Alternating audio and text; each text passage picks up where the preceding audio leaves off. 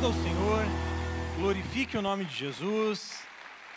Ele é digno de receber toda a honra, glória, louvor e adoração, a graça e a paz.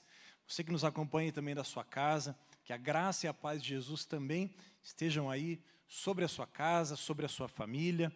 Eu quero começar dando um recado. Você possivelmente percebeu a ausência aqui do nosso pastor. Ele está passando merecidas férias, vai ficar aí 2 semanas fora, então você provavelmente não vai encontrá-lo nas próximas 2 semanas, ele está de férias. Amém? Vamos então continuar adorando a Deus agora através da ministração da palavra. Vou pedir para você abrir aí a sua Bíblia, na carta de Paulo aos Romanos, no capítulo 12. Vamos começar lendo aqui os 2 primeiros versículos. Romanos 12, os 2 primeiros versículos, versículos 1 e 2. Diz assim a palavra do Senhor: Portanto, irmãos, pelas misericórdias de Deus, eu peço que ofereçam o seu corpo como sacrifício vivo, santo e agradável a Deus. Esse é o culto racional de vocês. E não vivam conforme os padrões deste mundo, mas deixem que Deus os transforme pela renovação da mente, para que vocês possam experimentar qual é a boa, agradável e perfeita vontade de Deus. Amém? Feche os teus olhos um instante. Senhor Jesus, nós colocamos aqui a Tua palavra foi lida e declaramos aqui, Senhor, a nossa total dependência do agir do Teu Espírito sobre nós, nos transformando à Tua semelhança. Nós oramos assim em nome de Jesus. Amém. Muito bem. Aqui, então, nós lemos a carta, o 12º capítulo aqui da carta que Paulo escreve aos Romanos. Eu quero, antes de falar a respeito do texto em si e de que forma esse texto pode ser aplicado para mim e para a tua vida, que é o mais importante, né? De que forma que essa palavra escrita aqui há quase 2000 anos pode transformar a minha e a tua vida. Antes disso, eu quero fazer um rápido pano de fundo histórico aqui a respeito dessa carta. A carta que Paulo escreve aos Romanos, não há dúvida de que o autor aqui é o próprio apóstolo Paulo, e ele vai escrever essa carta mais ou menos lá no ano 57. Então eu quero te situar ali historicamente. Veja, o Pentecostes, a crucificação de Jesus, o Pentecostes acontece mais ou menos no ano 30. Então nós temos ali o início da igreja no ano 30, passados então 20 e poucos anos, aqui no ano 57, Paulo então vai redigir uma carta para aqueles cristãos que estavam em Roma. E aqui quando a gente fala em cristãos que estavam em Roma, ou a igreja que estava em Roma, não era uma igreja como nós temos hoje aqui, com templos, com uma estrutura como essa, não. A igreja ali se reunia nas casas. Então, Paulo se dirige a esses cristãos que estão na cidade de Roma, a capital do Império Romano, e ali, então, Paulo vai falar a essas pessoas. E ele está escrevendo isso, então, no ano 57. Você que conhece a história um pouquinho do apóstolo Paulo, isso vai acontecer um pouquinho antes dele ser preso. O apóstolo Paulo foi preso 2 vezes. Uma, você pode acompanhar lá em Atos 23, quando ele é preso em Cesareia. Ali ele vai ficar mais ou menos uns 2 anos preso, e depois ele vai ser preso de novo em Roma. Aqui, então, é antes disso acontecer. Só para te situar na história ali, onde o apóstolo Paulo estava, e ele vai escrever isso aqui mais ou menos na região ali, nas imediações de Corinto. Então, ele vai passar férias ali naquela região, e ali, mais ou menos, férias entre aspas, né? Missionário não tira férias, né, pastor Calixto? Ele está ali passeando por aquela região, e durante mais ou menos 2 meses, então, o apóstolo Paulo vai escrever essa carta. E por que é tão importante a gente saber disso? Porque, sem dúvida nenhuma, a carta que Paulo escreve aos Romanos é o maior tratado teológico que nós temos. A riqueza, a profundidade de tudo aquilo que o apóstolo Paulo vai escrever são coisas, de fato, muito profundas. São verdades que, 2000 anos depois, a gente continua falando, continuam balizando a conduta da igreja. E o apóstolo Paulo, então, nesse contexto aqui da carta aos Romanos, ele vai falar, ali nos primeiros 11 capítulos, ele vai falar a respeito da fé, que a nossa salvação, ela vem pela fé. Ele vai falar a respeito da graça, não apenas a graça que nos alcançou para nos trazer salvação, mas também uma graça que nos capacita, que nos fortalece a vivermos uma vida de santidade. O apóstolo Paulo vai falar a respeito dessas questões tão importantes para a gente. E nos primeiros 11 capítulos, então, ele vai falar sobre isso. Ele vai discorrer a respeito disso. E do capítulo 12 até o capítulo 16, o apóstolo Paulo vai falar a respeito de que maneira nós, então, diante de todas essas verdades, vamos viver. De que forma vamos viver? Desenvolvendo um relacionamento, primeiro, para com Deus, depois conosco mesmo, o relacionamento com o nosso próximo, com as autoridades, com os nossos inimigos. Então, se você ainda não leu essa carta aqui de Paulo aos Romanos, leia. São apenas 16 capítulos. Escolha ler aí pelo menos 3, 4 capítulos por dia. Rapidinho você vai ler. Você vai ver que você vai ser muito edificado por esse contexto, por essa carta. Então, só quis te passar esse pano de fundo histórico, porque isso vai nos ajudar a compreender algumas verdades muito importantes aqui. E olha só, quando nós começamos a ler o capítulo 12, eu quero que você preste atenção aqui na primeira palavra. Ele vai dizer assim, ó, portanto. O apóstolo Paulo, então, começa a ler, a escrever, né, o 12º capítulo, que, diga-se de passagem, ele não dividiu por capítulo. Quem dividiu fomos nós, muito tempo depois, lá aproximadamente no ano 1400, 1500, é que foi dividido em capítulos, até lá não tinha capítulo nenhum. Então, a gente fala 12º capítulo, não foi o apóstolo Paulo que escreveu lá o 12º. Mas o fato é que ele vai começar assim, ó, portanto. E aqui, o portanto, dá para entender claramente que ele está arrematando uma ideia. Então, você está falando sobre algo e aí você fala, ó, por isso, ou portanto, eu estou concluindo algo. E aqui, quando nós vamos ler a Bíblia, para nós entendermos com mais clareza aquilo que a Bíblia vai nos ensinar, a gente precisa ficar atento com isso.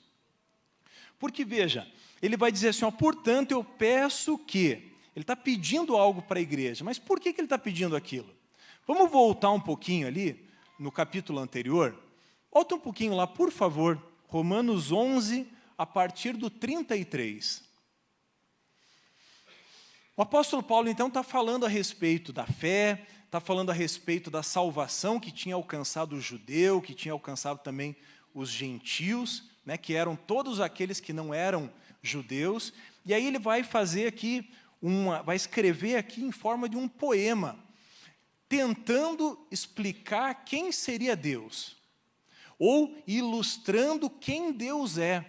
E ele começa dizendo ali a partir do 33, ele vai dizer assim, ó profundidade da riqueza, tanto da sabedoria como do conhecimento de Deus. Quão inexplicáveis são os teus juízos, e quão insondáveis são os seus caminhos. Pois quem conheceu a mente do Senhor? Ou quem foi o seu conselheiro? Ou quem primeiro deu alguma coisa a Deus, para que isso lhe seja restituído? E o 36, porque dele, por meio dele e para ele são todas as coisas. A ele seja a glória para sempre. Amém. Portanto, conseguiu entender o portanto? Então, Paulo está dizendo quem Deus é, está dizendo o que Deus fez por nós, e está mostrando aqui o quão pequeno nós somos diante de Deus. Veja, será que alguém já deu alguma coisa a Deus? Existe aqui algum conselheiro de Deus? Se há alguém aqui, se manifeste agora. Alguém que deu conselhos a Deus? Hein, Ney? Foi você? Não, eu também não. Aqui o apóstolo Paulo está dizendo, então, essa grandeza de Deus. Quem Deus é, o quão maravilhoso Ele é, e aquilo que Ele nos deu, embora nós não fôssemos merecedores. É sobre isso. E aí, o apóstolo Paulo continua dizendo, portanto, peço que... E aí é o texto que de fato nós lemos aqui. E eu quero, então, começar chamando a atenção de você para algumas palavras que vão nos ajudar também a entender aquilo que o apóstolo Paulo está falando. Olha só, ele começa dizendo, então, portanto, diante de tudo que foi falado a respeito da bondade de Deus, portanto, irmãos, pelas misericórdias de Deus, Paulo não está falando em nome dele. Ele não está dizendo assim, olha, eu, Paulo, estou te pedindo aqui, ó, por favor, faça isso.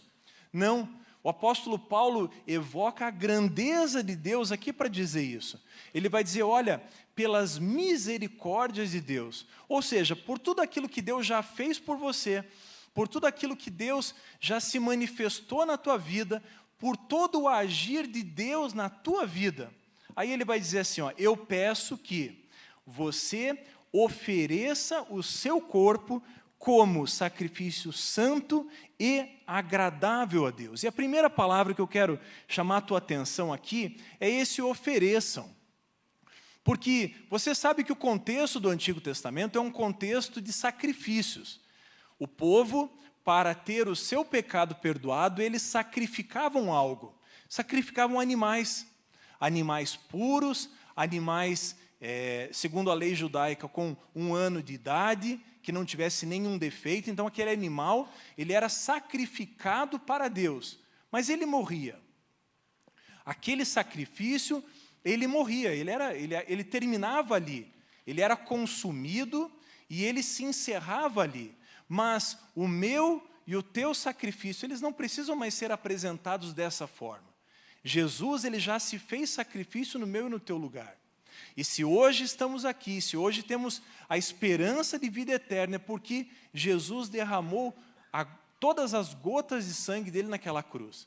A nossa salvação hoje, ela vem pela fé. Ela não vem mais por sacrifício.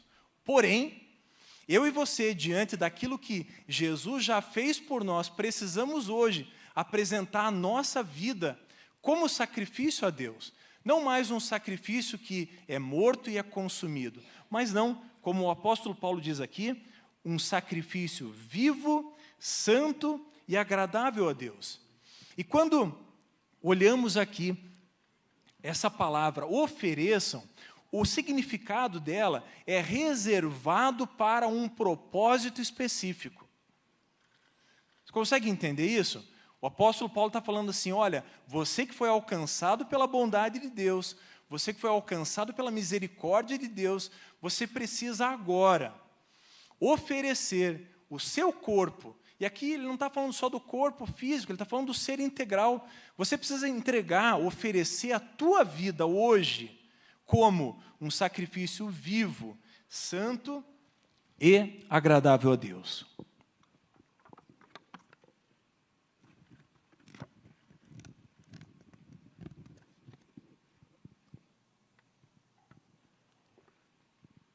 Então, esse oferecer é justamente reservado para um propósito específico. Outra palavra que me chama a atenção aqui é que o apóstolo Paulo vai dizer assim, olha, e não, esse é o culto racional de vocês, ou seja, mais uma vez ele está falando aqui de algo consciente que eu apresento para Deus. Eu não faço algo para Deus, ou eu não ofereço a minha vida para Deus por conta de uma emoção, porque eu fui impelido por alguém, ou porque alguém pediu que eu fizesse isso, não. Paulo vai dizer aqui, esse é o culto racional de vocês. E aqui eu quero chamar a atenção, porque quando a gente fala culto, a primeira menção que a gente faz é desse lugar. Se alguém te falar durante a tua semana, o culto, ele pode estar falando de qualquer outra coisa, você vai lembrar desse lugar aqui. Mas veja, preste atenção no seguinte, o apóstolo Paulo está falando assim, esse é o culto racional de vocês. O que ele está dizendo aqui? Que é um culto que você oferece para Deus com plena convicção, com plena consciência, mas ele extrapola esse ambiente de culto aqui. Porque vamos ser bem sinceros, você vir ao domingo e oferecer um culto para Deus é muito tranquilo. Você tem aqui pessoas conhecidas, você tem aqui os teus irmãos em Cristo, você tem aqui alguns amigos, você tem um ambiente que te faz muito bem.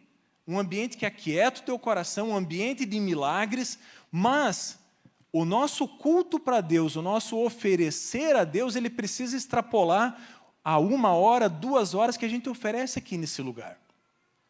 É por isso que Paulo fala aqui que é o culto racional, é um culto consciente. Quando eu saio daqui e entro no carro, quando eu entro no Uber, quando eu chego na minha casa, quando eu vou no mercado, amanhã, quando eu for trabalhar, no meu dia a dia, eu preciso ter essa plena convicção. Poxa, eu não estou sozinho no mundo, eu não estou andando de qualquer jeito, não foi para isso que eu fui chamado. O mesmo Paulo vai escrever aos Efésios que a nossa vida ela foi criada para o louvor da glória de Deus. E isso é algo que precisa ficar muito claro no meu e no teu coração. Tudo que nós formos fazer, nós precisamos ter essa consciência, isso precisa estar muito vivo no meu e no teu coração. Deus é conosco. Ele nos salvou para um propósito específico. Ele nos salvou para que nós também oferecêssemos para Ele o culto racional. E é interessante que ele continua dizendo assim, ó, e não vivam conforme os padrões deste mundo, mas deixem que Deus os transforme pela renovação da mente. E aqui também tem 2 palavras que precisam ser levadas em consideração. Ele vai dizer assim, Paulo, e não vivam conforme, mas deixem que Deus os transforme. Essas 2 palavras precisam ser entendidas também. Não viva conforme. Essa palavra conforme, ela traz a ideia de algo que é apresentado e tem uma forma exterior. Então, olha só, ele vai dizer aqui, ó, e não vivam conforme os padrões desse mundo. Veja, Paulo está lá 2000 anos atrás dizendo para mim e para você, olha, você não pode viver de acordo com aquilo que te é apresentado pelo mundo, ou seja, pelo sistema do mundo. Não é dessa forma que você deve viver, porque o mundo vai te oferecer uma forma de viver, uma forma relativista, uma forma em que as coisas não são absolutas. O mundo vai te oferecer uma contestação com relação à palavra de Deus. O mundo vai te dizer que a palavra de Deus é ultrapassada. O mundo vai te dizer que Deus, ele pode tolerar todas as coisas. O mundo vai te dizer muitas e muitas coisas. Só que nós precisamos ter um parâmetro. Nós não podemos ser moldados a todo o vento que sopra sobre nós. As coisas que ouvimos, as coisas que vemos, nós precisamos submetê-la ao crivo da palavra de Deus. O que a palavra de Deus diz sobre isso? Ah, isso tudo é relativo. Não, isso não tem nada a ver. Isso não dá nada. Tome cuidado com essas palavras. São termos muito perigosos. Se alguém precisa justificar algo para você, dizendo que isso não dá nada, é porque alguma coisa dá. Senão ele não precisava te dizer isso. Não, fique tranquilo, isso aí não tem nada a ver. Não, se ele está te falando que não tem nada a ver, é porque tem alguma coisa a ver. Você consegue entender como as coisas vêm de uma forma muito sutil até nós? As coisas são apresentadas via veículos de comunicação, as ideias vão aparecendo, mas Paulo já chama a nossa atenção para isso. Ó. Não viva conforme esse padrão que te é apresentado. Mas ele vai dizer assim, ó, mas antes, deixem que Deus os transforme pela renovação da mente. E aqui, esse transformar, ele vai falar de essência, ele vai falar de algo interior, não é mais uma forma externa, ele vai falar de algo que vem de dentro para fora. E quem que pode fazer isso por nós? Olha o que a palavra diz. Mas deixem que Deus, o Espírito Santo, os transforme pela renovação da mente. E aqui é uma renovação diária. É um dia a dia com Deus. É aquilo que o mesmo apóstolo Paulo vai falar, que nós vamos sendo transformados de glória em glória. Então, à medida que eu caminho com Deus, à medida que eu levo Deus a sério, à medida que eu me envolvo com as coisas de Deus, eu vou sendo aperfeiçoado. Puxa aí da tua memória, quando você se converteu, será que você é a mesma pessoa? Será que você leva em conta os mesmos valores? Será que você fala do mesmo jeito? Possivelmente não, eu quero crer que não. Por quê? Porque Deus, o Espírito Santo, vai fazendo esse trabalho de renovação dentro de nós. Essa é a transformação que Paulo vai falar.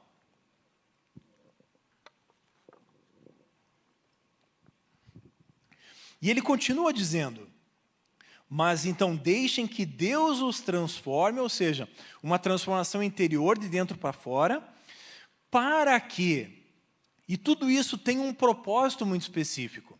Ele vai dizer assim, ó, para que você possa experimentar a boa, agradável e perfeita vontade de Deus.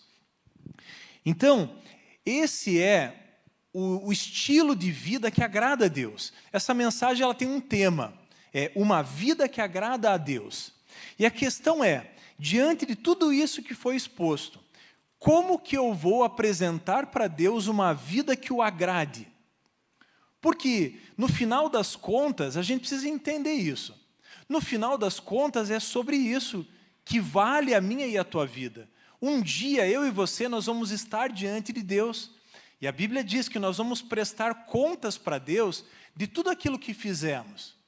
De tudo aquilo que fizemos com o corpo que Ele nos deu. Então perceba que há uma importância muito grande, há um grau de importância muito grande nessa palavra, porque se refere à maneira como eu vou apresentar a minha vida para Deus. E eu e você precisamos entender isso, devemos ter uma vida que agrade a Deus. E diante disso eu quero destacar então 3 pontos a respeito dessa vida que agrada a Deus. Dona Wanda, como será uma vida que agrada a Deus? O que será que eu preciso fazer para agradar a Deus?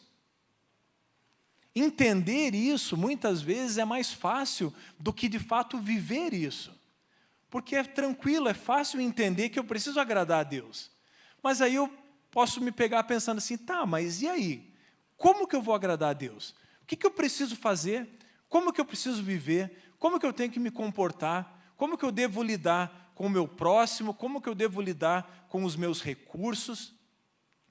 E dentro desse contexto, dentro de todos os aspectos que a gente pode entender aqui, um dos aspectos de uma vida que agrada a Deus, eu entendo que é uma vida santa, uma vida de santidade. Porque perceba que o autor, a carta aos Hebreus vai dizer assim, ó, que sem santidade ninguém verá o Senhor. O apóstolo Paulo, cadê o pastor Paulo? Já estou promovendo ele para apóstolo. O pastor Paulo disse aqui, ó, quem recebe? O pastor Paulo disse aqui, quem quer ir para o céu, dá aí um bom dia. Não foi isso, pastor? Todo mundo respondeu bom dia. Se eu perguntar aqui, quem quer ir para o céu? Alguém vai ficar com a mão abaixada? Ninguém. Todo mundo vai levantar a mão, eu quero ir para o céu, eu quero estar com Jesus, eu quero passar a eternidade com Ele, eu quero andar naquelas ruas de ouro, eu quero ver tudo isso, eu quero ver a glória de Deus, eu quero ver o meu Senhor, eu quero ver tudo isso. E é muito bom querer ver tudo isso, é legítimo, isso é ótimo, mas tem um padrão de vida.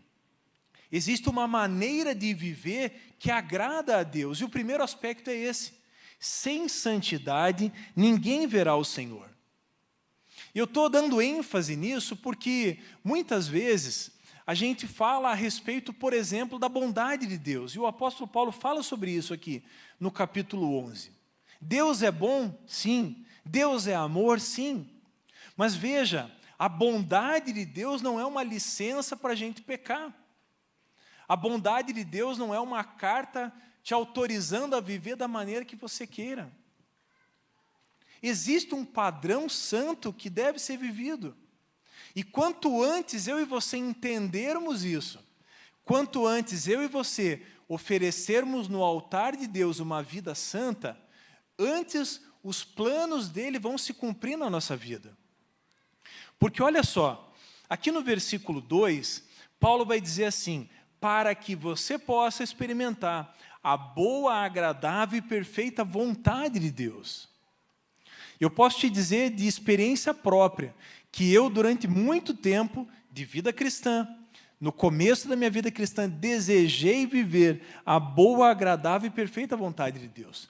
Todo mundo quer viver a plenitude dos planos de Deus.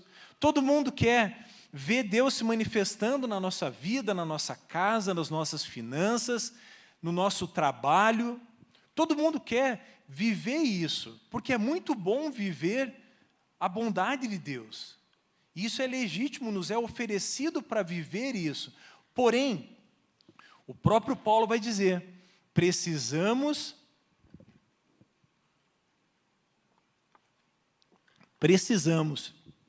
apresentar para Deus essa vida santa como um sacrifício para Deus.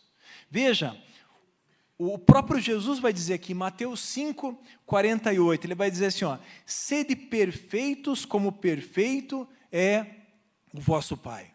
E aí você pode perguntar assim, bom, pastor, enquanto estava na parte de ter uma vida santa, tudo bem, mas agora ser perfeito, aí já é demais. Então vamos fazer assim, ó, fica aqui só quem vai ser perfeito.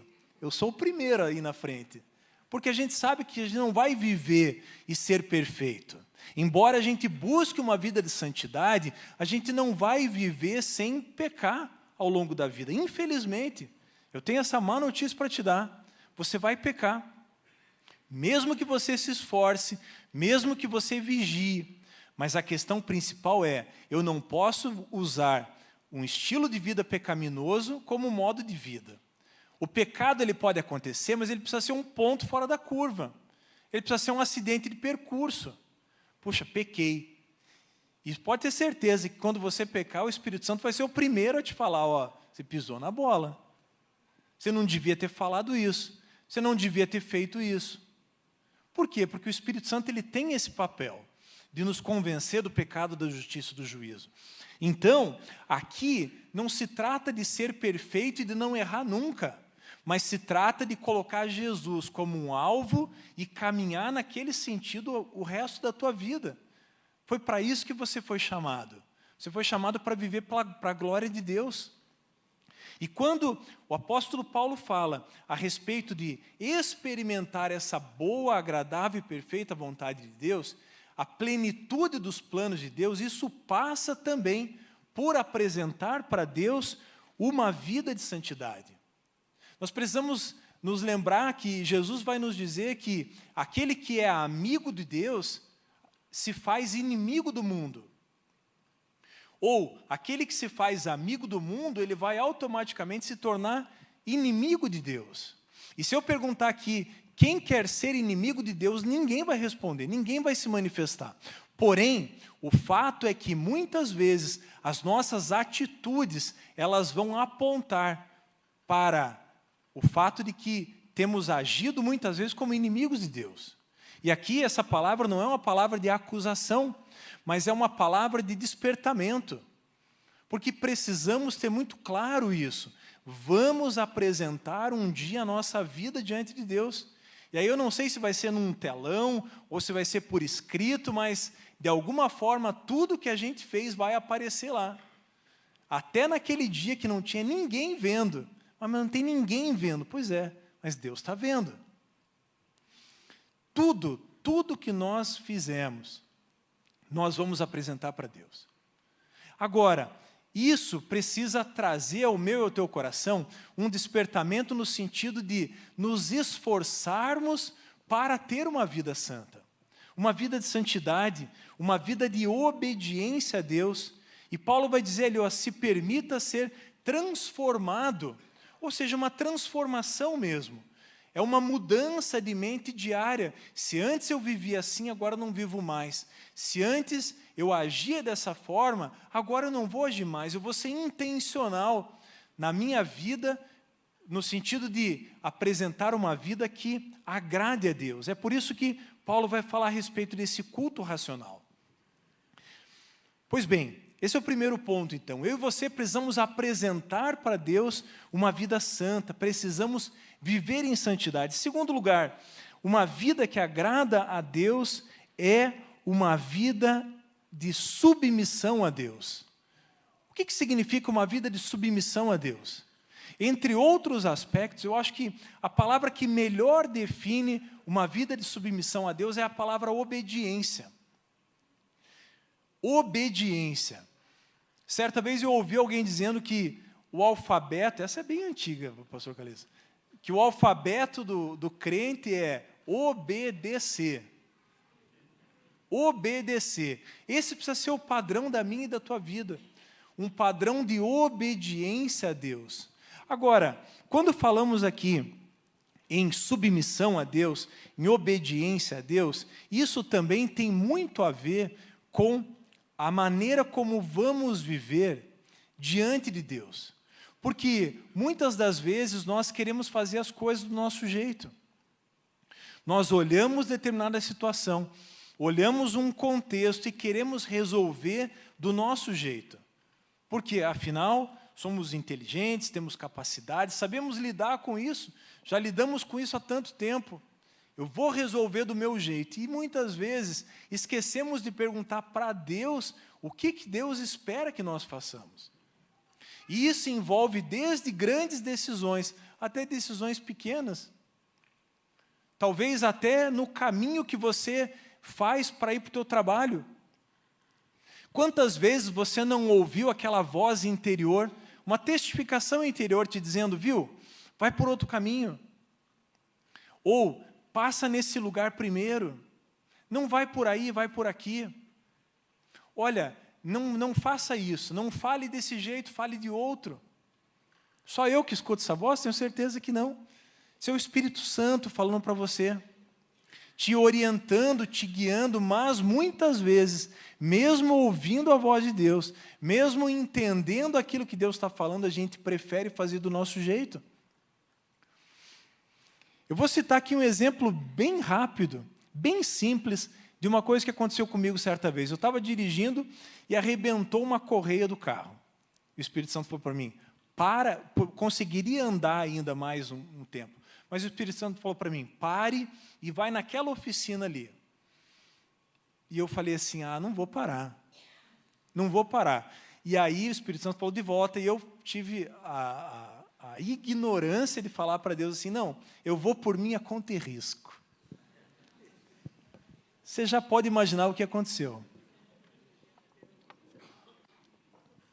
Eu tive um baita de um prejuízo financeiro, eu fiquei 3 dias sem o carro, eu fiquei num transtorno. Por quê? Porque eu quis fazer a coisa do meu jeito. Quantas vezes Deus tem falado conosco, quantas vezes Deus tem nos instruído, quantas vezes Deus tem pedido coisas a nós, mas nós não temos correspondido a esse falar de Deus, não temos correspondido a essa expectativa que Deus tem para conosco. Uma vida que agrada a Deus é uma vida de submissão, é uma vida obediente, é uma vida que ouve em primeiro lugar a Deus, e mais do que isso, e mais do que ouvir, é obedecer. Mais do que ouvir a voz de Deus, é se colocar no altar de Deus e falar, Deus, embora isso não pareça que faça muito sentido para mim agora, mas como é o Senhor que está pedindo, eu vou fazer. Quantas coisas aí na tua vida você tem lutado porque tem tentado fazer as coisas do mesmo jeito? Você não tem largado aquilo que você precisa largar para Deus. Entrega o controle disso aí que está na tua mão para Deus. Tem uma figura que Deus ministrou ao meu coração uma vez. Todas as vezes que nós nos prostramos diante de Deus, todas as vezes que nós nos humilhamos diante de Deus, nos ajoelhamos mesmo diante dEle numa posição de submissão, Deus se levanta do trono e Ele luta as nossas lutas. Na prática, é isso que acontece. Usando aqui uma linguagem espiritual, é isso que acontece. Todas as vezes que eu escolho não fazer a minha vontade, mas fazer aquilo que Deus está me pedindo, eu paro de lutar. Vou usar aqui aquilo que o salmista vai falar no Salmo 46:10, lá na versão da NVI, que ele vai dizer assim, parem de lutar. Em outras versões mais conhecidas é, aquietai-vos e sabei que eu sou Deus. Na NVI ele vai usar essa figura do pare de lutar. E representa muito da nossa vida. Pare de lutar. Talvez você esteja aí lutando contra o mesmo problema há meses, há anos talvez, e você está tentando fazer do teu jeito, com teimosia, com obstinação. Deus nessa manhã está nos dizendo, pare de lutar, seja submisso, seja obediente, se prostre diante de mim. É Deus falando para você nessa manhã hoje, se prostre diante de mim. Eu tenho certeza absoluta que se você colocar essa causa que você está lutando há tanto tempo no altar de Deus e decidir parar de fazer as coisas do mesmo jeito, na força do teu braço, eu tenho certeza absoluta que Deus vai te responder e que Deus vai solucionar aquilo que aos teus olhos parece impossível. Isso tem a ver com ser submisso a Deus. Aprenda algo, a obediência, ela abre portas que nenhum outro mecanismo consegue abrir. A obediência abre portas. A obediência te convida a passar por essas portas. E são portas que não se abrem na força do braço. São portas que não têm tranca, são portas que não se abrem com chaves humanas. São portas espirituais. São coisas que só vão acontecer na minha e na tua vida a partir do momento que a gente escolher entregar para Deus. Por isso, seja obediente. Seja obediente. É melhor obedecer do que ter razão, é melhor obedecer do que sair por cima, é melhor obedecer do que todas as coisas. A obediência abre portas. Eu tenho certeza absoluta que se você fizer isso, você vai nas próximas semanas me procurar aqui para testemunhar de algo que Deus fez na tua vida. Não tem como falhar. Quando a gente decide não lutar mais as nossas lutas, Deus se levanta e luta a nossa luta. Foi assim com Davi, foi assim com tantos outros grandes homens e mulheres de Deus que estão na Bíblia e que estão aqui também. Se cada um aqui pudesse testemunhar do milagre que Deus fez, mas Deus fez a partir do momento que você decidiu parar de lutar. Eu vou parar de deixar de fazer as coisas na força do meu próprio braço e vou escolher fazer as coisas como Deus está pedindo que eu faça. Eu quero te desafiar aqui a ler pelo menos uma vez por semana o Sermão do Monte. Pega lá Mateus 5, 6 e 7. Leia o Sermão do Monte. Você no mínimo, eu e você no mínimo, vamos nos tornar mais humildes depois de ler o Sermão do Monte. Se nada acontecer, nós vamos pelo menos ser pessoas com um olhar um pouquinho melhor para com o nosso próximo. Te desafio a isso. Leia pelo menos uma vez por semana o Sermão do Monte e você vai perceber o quanto Jesus vai ministrar o teu coração no sentido de apresentar a Deus uma vida santa, uma vida submissa, uma vida de obediência. Faça isso. Escolha fazer isso. Eu tenho certeza que você vai viver coisas que você não tinha vivido antes. E aí vai parecer ter sido tão fácil. Puxa, mas era só isso? Quem aqui já não teve uma experiência dessa? Algo que parecia ser impossível de resolver. Se o pastor Luiz Wagner estivesse aqui, ele ia cantar a música e fugiu o nome da cantora. Eu não vou cantar, já vou avisando de antemão. Cassiane. Se ele estiver nos ouvindo, pastor, Deus te abençoe, quando o senhor voltar, o senhor canta que aquilo que parecia impossível. Ele está? Tá bom. Olha só, parecia impossível, mas quando você colocou na mão de Deus, parece que, puxa, mas era tão simples. Não, não era simples. O agir de Deus transformou aquilo em simples. Não era fácil. Mas o agir de Deus, a mão de Deus ali, transformou aquilo em algo possível. Mas não foi por causa de você, não foi porque você estava lutando, não foi pelo tempo que você estava lutando, não. Foi por uma simples obediência, simples aqui entre aspas. Foi por submissão a Deus, foi por fazer aquilo que Deus estava pedindo que você fizesse. Então, um dos aspectos aqui de uma vida que agrada a Deus é uma vida de submissão, é uma vida de obediência. Alguém já disse certa vez que nós precisamos levar Deus a sério. Alguém disse, Deus tem compromisso com aquele cujo coração é dele. Ou, em outras palavras, que Deus tem compromisso com quem tem compromisso com Ele. E sabe por que eu estou dizendo isso? Porque muitas vezes nós queremos ser abençoados por Deus, nós desejamos receber de Deus essa boa, agradável e perfeita vontade de Deus, mas nos falta isso, nos falta compromisso, nos falta obediência. Eu não sei há quanto tempo você já tem caminhado com Deus, mas escolha fazer desse ano de 2024 um ano diferente. O mês de janeiro é um bom mês para a gente começar fazendo um voto com Deus, e daqui a pouquinho eu vou te convidar a vir aqui à frente e fazer um voto com Deus, para que esse ano seja diferente, para que você possa se livrar dessas correntes, dessas amarras que têm te prendido até aqui. Talvez você venha vivendo com algo há muito tempo e você não parece que aquilo não te larga, você não consegue se livrar daquele problema. Faça um voto com Deus, faça um voto de obediência, de santidade, de submissão a Deus. Se comprometa com Deus. Pare de viver de qualquer jeito. A vida com Deus não é uma vida para ser vivida só no domingo. Vida com Deus é para ser vivida todo dia. Toda hora, onde você estiver, no teu trabalho, na tua casa, com os teus filhos, no teu falar, no teu responder, no teu agir. Escolha levar Deus a sério. E você vai ver que quando você se comprometer com Deus, Deus vai se comprometer com você também. Deus tem compromisso com quem tem compromisso com Ele. E em terceiro e último lugar, uma vida que agrada a Deus é uma vida que corresponde à expectativa que Deus tem para com você. Deus, quando olha para você, quando olha para a tua vida, Ele tem uma expectativa. Ele tem planos para você. Eu não sei se alguém já te disse isso, possivelmente sim, mas se já te disse, vou dizer de volta.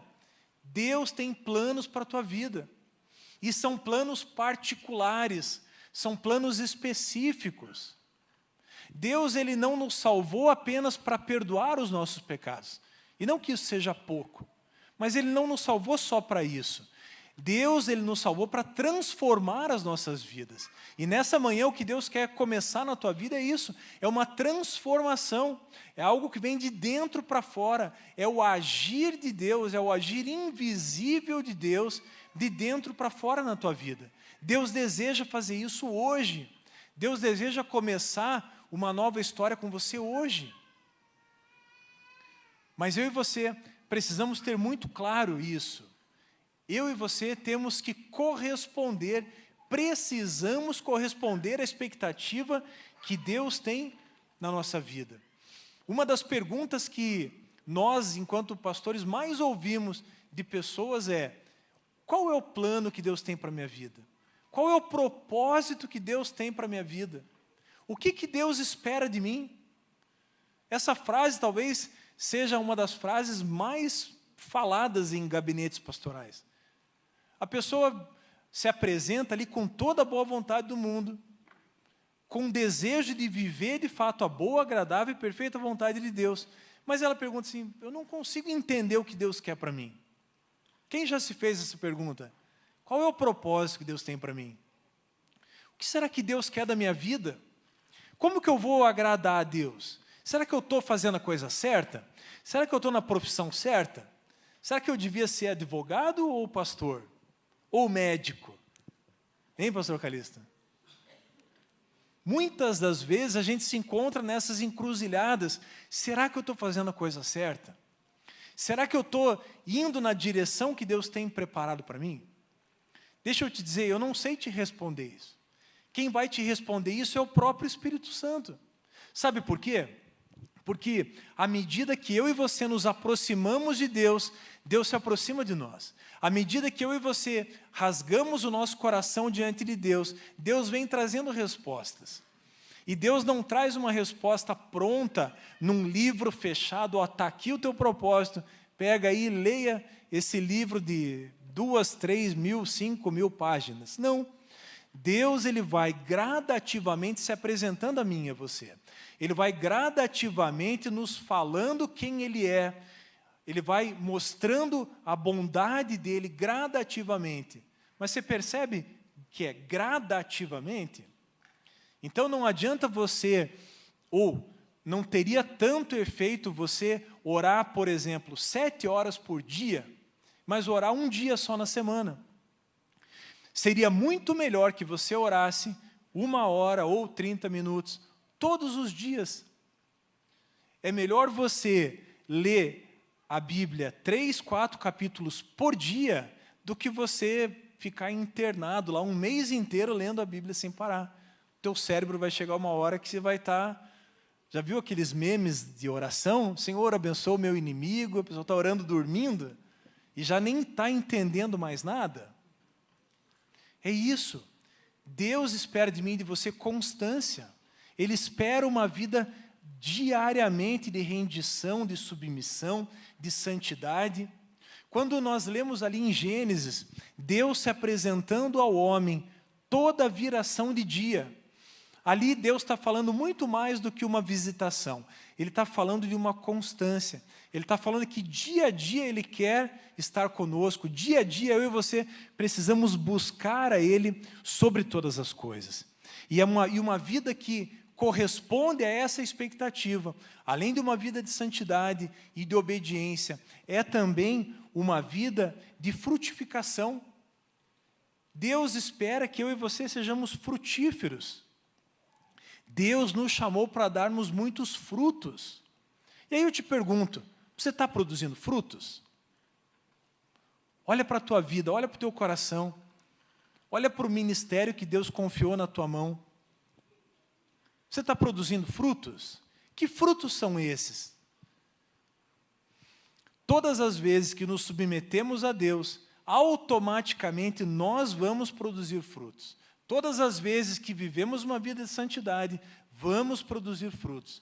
Todas as vezes que escolhemos viver em obediência, vamos produzir frutos. Eu e você fomos chamados para produzirmos frutos, para estarmos disponíveis para aquilo que Deus quer fazer nesse tempo.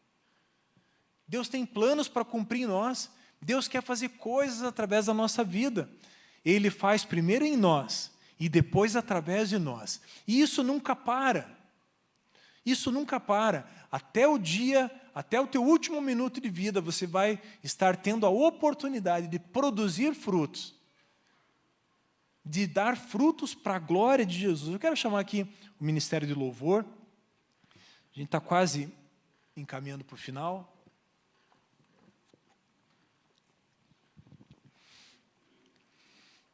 Então, nessa correspondência, nesse corresponder à expectativa de Deus, isso passa por sermos frutíferos, por estarmos disponíveis para Deus e, principalmente, sermos abençoadores. Deus nos chamou para sermos abençoadores. A Bíblia vai dizer que é melhor nós abençoarmos do que sermos abençoados. E isso não tem a ver com o quanto você tem nas mãos. Isso tem a ver com uma disposição de coração. Não há ninguém que tenha tão pouco que não tenha nada para dar. E aqui eu não estou falando nem de coisas materiais, mas quantas vezes você, lá no teu local de trabalho, viu pessoas enfermas perto de você? E você não orou? Quantas vezes você teve oportunidade de liberar uma palavra de bênção sobre alguém e você se omitiu disso? Deus nos chamou para sermos abençoadores. Deus nos chamou para sermos embaixadores dele aqui nesse tempo, representantes dele aqui nesse tempo. Enquanto nós louvamos ao Senhor, vou pedir que toda a igreja se coloque em pé. Eu quero que você coloque o teu coração diante de Deus. Eu quero que você submeta o teu coração ao crivo do Espírito. Pergunte para Ele o quão santo você tem sido, o quão obediente você tem sido. E você não precisa falar isso para ninguém. Trate isso com Deus. Trate isso com Deus nesse momento. É você e Deus. Enquanto nós louvamos, submeta o teu coração a essa análise do Espírito.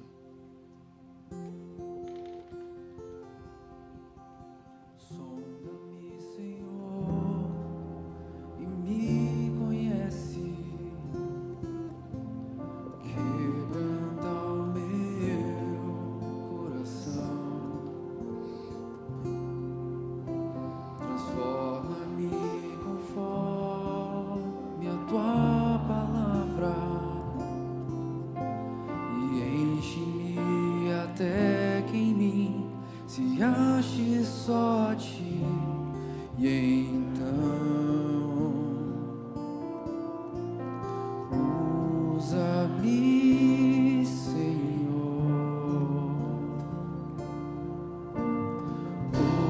usa-me como um farol que brilha à noite, como ponte sobre as águas, como abrigo num deserto, flecha que acerta o alvo. Eu quero ser usado da maneira que te agrade, em qualquer hora e em qualquer lugar. Eis aqui a minha vida, usa-me, Senhor. Eu quero te convidar nessa manhã a você sair do seu lugar e vir aqui à frente. Vem aqui renovar a tua aliança com o Senhor. Eu não sei como tem estado a tua vida com Deus, mas eu quero te convidar nessa manhã a fazer um voto com Deus para esse ano de 2024. O ano do agir de Deus. O ano em que Deus vai agir na tua vida, na tua casa, na tua família. Saia do seu lugar, venha aqui à frente fazer um voto com Deus. Venha se comprometer com Deus a ter uma vida de santidade, de obediência, de submissão a Deus.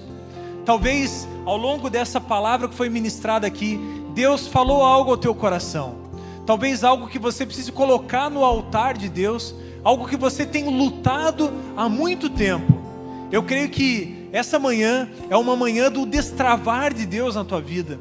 É um destravar que vem mediante a submissão, mediante a obediência a Deus. Escolha isso. Escolha ser obediente, escolha se submeter à boa, agradável e perfeita vontade de Deus. Escolha viver esses propósitos. Eu quero falar com você também que já caminhou com Deus. Você já viveu com Deus, você já teve experiências com Deus, mas talvez você hoje esteja frio, distante. Eu não sei de que forma você chegou até aqui. Talvez você chegou aqui dando a última chance para Deus, como se isso fosse possível. Mas talvez no teu coração você chegou aqui dando a última chance para Deus fazer algo na tua vida. Eu te convido também a sair do seu lugar e vir aqui à frente. Deus quer recomeçar uma obra linda na tua vida. Deus tem planos, tem propósitos para recomeçar. Ele tem coisas para recomeçar na tua vida. Talvez você tenha aí propósitos ministeriais que já foram dados a você um dia, mas isso de alguma forma ficou travado na tua vida. Saia do seu lugar, vem aqui à frente. Eu quero orar por você. Eu creio que Deus, Ele tem algo para recomeçar na tua vida hoje. Eu quero também falar com você que talvez ainda não tenha entregado a sua vida a Jesus. Talvez você ouviu aqui nós falarmos a respeito de uma vida que agrada a Deus, mas talvez a tua vida ainda não esteja rendida no altar de Jesus. Talvez você nunca entregou a sua vida para Jesus. Se você quer fazer isso nessa manhã, se você deseja, eu quero entregar minha vida a Jesus nessa manhã, eu quero ter um ano de 2024 caminhando pertinho de Jesus, faça só um sinal com a mão. Se você quer entregar a sua vida a Jesus nessa manhã, você nunca fez essa oração, amém, glória a Deus, Deus te abençoe. Quem quer, mais alguém deseja colocar a sua vida diante de Deus e pedir para que Deus tome conta da sua vida?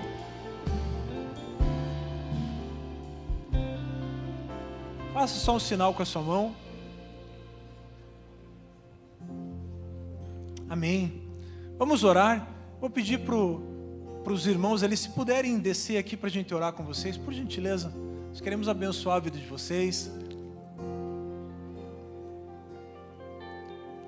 Tem mais pessoas para sair do lugar e vir aqui. Tem coisas que nós não sabemos explicar. Não está no poder daquilo que eu falo, mas está na atitude daquele que ouve. E eu não sei o que Deus precisa fazer na tua vida hoje. Mas Deus testifica muito forte no meu coração. Tem pessoas ainda para saírem daqui. Saia do seu lugar sem nenhum constrangimento. Nós estamos num ambiente da glória de Deus. Um ambiente onde Deus faz milagres. Um ambiente onde Deus realiza transformações. Eu não sei o que precisa ser transformado na tua vida hoje. Saia do seu lugar. Deus, Ele pode te tocar aí onde você está. Mas esse movimento que você faz fala muito a respeito do quanto você deseja ser tocado pelo Senhor. Saia do seu lugar. Vem aqui à frente. Há uma atmosfera de glória da parte de Deus. Todas as vezes que o povo dele se reúne, os céus se abrem.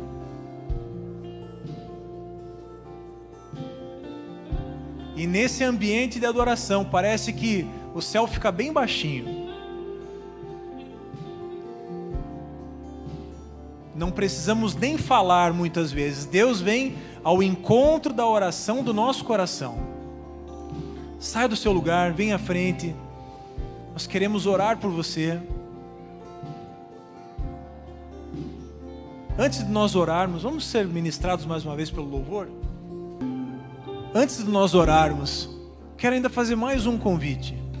Você que tem uma enfermidade, você que começou esse ano de 2024 com uma enfermidade no seu corpo, quero te convidar a sair daqui totalmente curado.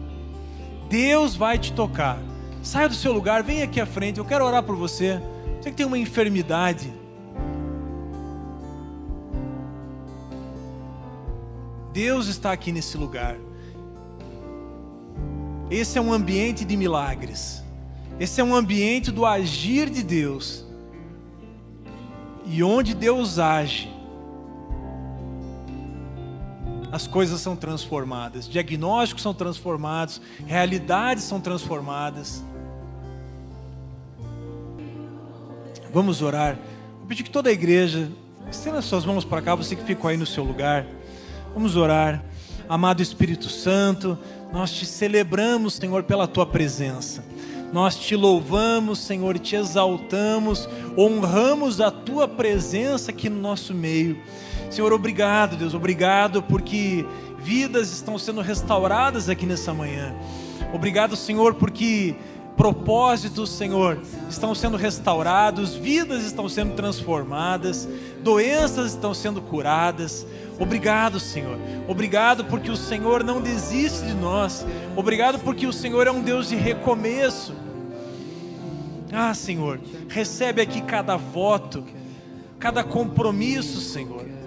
Oh, Deus, recebe aqui cada coração obediente, submisso no teu altar e responde, Senhor. Tu és um Deus que responde, Tu és um Deus de resposta, Tu és um Deus que, à medida que damos um passo na Tua direção, o Senhor dá um passo na nossa direção também. Obrigado, Deus. Obrigado. Obrigado, Deus, porque nessa manhã renovamos a nossa aliança com o Senhor.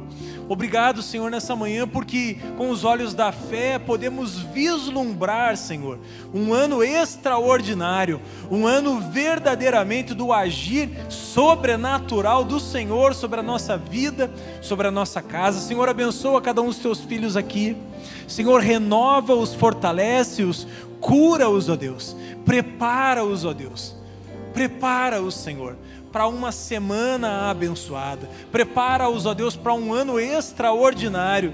Prepara-os, ó Deus, para presenciarem com os olhos físicos, Senhor, o agir extraordinário do Senhor.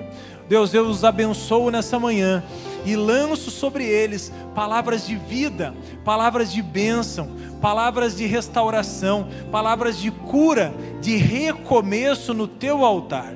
Muito obrigado, Senhor. Nós te louvamos e te agradecemos e entregamos a Ti o nosso melhor aplauso em nome de Jesus. Aleluia, glória a Deus, amém, amém, amém. Deus te abençoe. 18h30 teremos o nosso culto da noite. Vai na paz, que você tenha um dia abençoado em nome de Jesus.